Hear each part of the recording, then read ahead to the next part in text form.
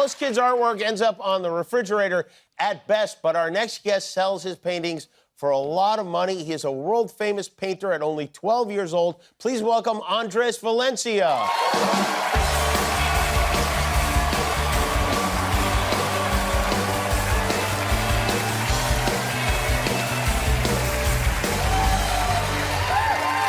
So you really are a kid. You're not a little person in disguise? Yes, I'm a kid. What grade are you in? I'm in 6th grade. 6th grade. So did you have school today? Well, I was sick. You got the old talk show flu, huh? Yeah. You need me to write a note? You know, I am a doctor. I could write you a note for your school. Would that That'd be helpful? Yeah. Well, first of all, your paintings are just fantastic. I mean, it is, do you ever wonder why you're so talented and how this happened? No, not really. You don't? It just came to you. How old were you when you started painting? I started painting when I was 5 or 6 years old. Okay, so, and did you start with, like, finger painting and with your hands, or? No, I started with crayons and markers. Crayons and markers. And then you graduated to painting on canvas? Painting on canvas with pastels and paint. With pastels and paint. Now, this is, now what do you call this, this painting, this giant one? The mariachi. The mariachi. The mariachi is, I mean, is this called cubism? Is that correct? Cubism, yeah. Cubism, yes. You paint this not from a photograph, right? Just from your own imagination? From my imagination. And have you seen mariachis before? Not live, but I've seen them on YouTube and everywhere. Okay, so you think about what you saw on YouTube, and then you paint this. It's very tall. Did you use a ladder or a long paintbrush, or how do you do that? I used a ladder, not a long paintbrush. Uh-huh. And can I ask you, I just want to ask you a couple of questions about it. So you paint this, and it's really cool, and you think, okay, this came out. I assume you're proud of it. How old were you when you painted this? 9 years old. 9 years old when you painted this thing. And then you decide, you know what would make it perfect if I splattered some colors on the side there. Yep. That was a conscious decision. Yeah.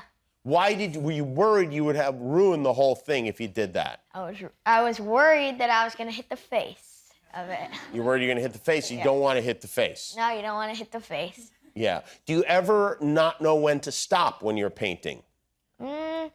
Sometimes I'll just feel like it's done. It's done. And when you feel like it's done, that's when it's done. That's when it's done. Who is this lady? I assume this is a lady. Yeah. She's not named yet. Oh, you have to give the painting a name. Yeah, I still have to give the painting the name. Okay. Have you thought about it? I've thought about it. And you haven't come up with anything? How about rich old lady? I mean, I guess it'll work. Okay. We'll talk about rich old lady. Who is this? Somebody that you know? No, just one of my imaginations. Somebody from your imagination, not somebody you saw on YouTube? No. How much for this one? Do you set the prices? The gallery does. The gallery does, huh? Do you ever argue with the gallery and go, it should be a little more? No, but I should.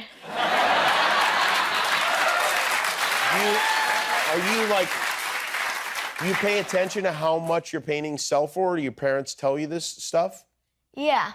How much is the most that one of your paintings has sold for? $200,000. $200,000. And does that register with you? Does that just boggle your mind? Not really. Have you ever had a job besides painting? Well, my dad paid me to do the dishes once. How much did you get for that? $15.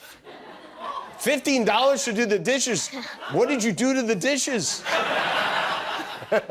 Well, $15 is, by the way, that might be in the long run a better path than painting. $15 a pop. So this is Frida Kahlo, is that correct? Yep, that's Frida Kahlo. And she's one of your favorite painters? Yep, she's one of my favorites. And you decided, I'm going to do something and pay tribute to her. She's painted herself often. Do you ever paint yourself? No, I've only painted people. I haven't painted myself yet. You don't think of yourself as a person? I do think of myself as a person. What do the kids at school think about your paintings? They think it's really cool. They do. Is it humiliating for them when they're drawing their stupid stuff that they draw? Hopefully. Hopefully, yeah. Tell us about this one. I love that. That's just great. Well, when I went to Madrid, I got inspired by Picasso's Guernica to do this. Wow.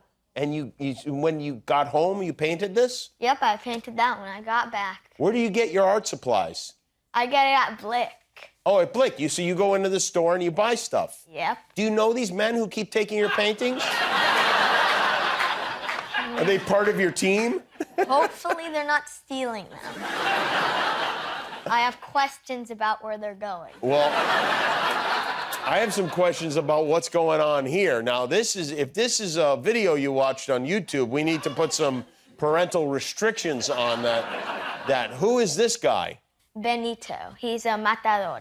A matador? Oh, wow. Your enunciation is excelente. Gracias. So have you been to a bullfight? No, I've never been. Do you like that sort of thing? I like their uniforms. You do? Have you ever considered that maybe you're reincarnated? You're some kind of great artist who has come back to life in the spirit of this young man? No, I haven't really thought about that before, but I will now. Do you like being called Little Picasso when people call you that? Well, I also want to be known as my own artist. Right, sure. Yeah, I would think so, yeah. Yeah, it's a little weird, right, to be Little Picasso? Yeah, not to be in his shadow. When you make a painting and then you look back at it, do you go like, oh, this is not representative of my work anymore because I'm so much better now, year after year? No, everything I make is just over the years, the progress. You're pretty happy with it? Yeah, I'm pretty happy. Do you keep your paintings up in your room? No, I keep them in my studio. Oh, in your studio. Oh, you have a studio. In my basement. Oh, in your basement. Well, it's getting worse as it goes on. My parents' basement. In your parents' basement. Okay. And so that's where you do all your painting. Yeah. And how many hours a day are you spending down there? You know, whenever I have time, really. Sometimes it's hours, sometimes it's like 20 minutes, but anytime. You ever say to your parents, listen, enough with this school. I'm making 200 grand a pop on these things. This is costing me, my time is valuable. My time is money here. I got paintings to make. I'm not interested in the alphabet and whatnot. That's something to think about. It is something to think about. Do you think you will take on other mediums like sculpture and that sort of thing? Well, I am learning realism right now. You are?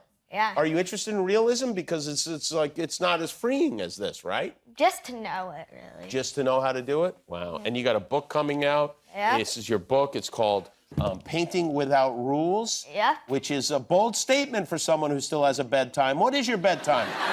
9:30. 9:30. All right. On weeknight. On weeknights. On weekends, you stay up as late as you want? Oh, very good. Well, it seems like you got it all figured out. You seem like a nice kid. Yeah. I hope that one day you will be this master of art, and we will look back fondly on this interview. Yeah, one day we will. Yeah, one day. One day. Maybe not soon, but one day, right? Yeah. Way in the future. Way in the future. Andres Valencia, his book, Painting Without Rules, is available for pre-order now. Thank you, Andres. We'll be back with St. Vincent.